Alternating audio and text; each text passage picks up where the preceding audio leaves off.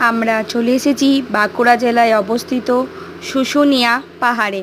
এখান থেকে আজ সোমবার আমি ধারার জল নিয়ে গিয়ে আমাদের গ্রামের যে শিব আছে মহেশ্বর তার মাথায় ঢালব। আজকে এখানে নানা রকমের শিল্পী আছে। ছেলে তাই জেদ করছিল যে একটা শিবের ত্রিশূল লাগবে কপালে, তাই একটা শিল্পী ছেলেকে এঁকে দিচ্ছে।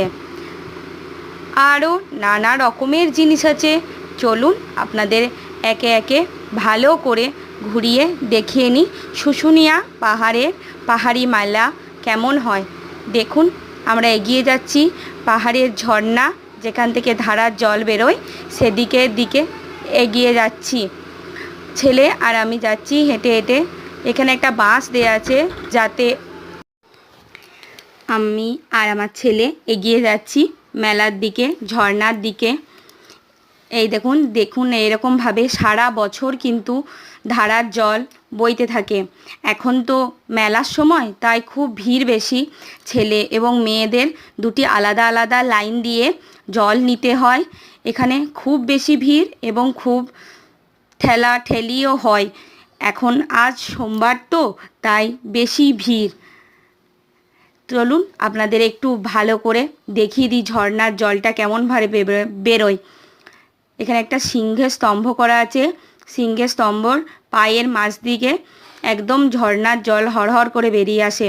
আজও কিন্তু কেউ বলতে পারে না এই ঝর্ণার জল কোথা থেকে আসছে। সবাই মানে যে এখানে যে পাহাড় আছে, পাহাড়ের ভিতর থেকে যে জলের স্রোত আছে, সেই স্রোত থেকে নাকি এই ঝর্ণার জল বেরিয়ে আসছে।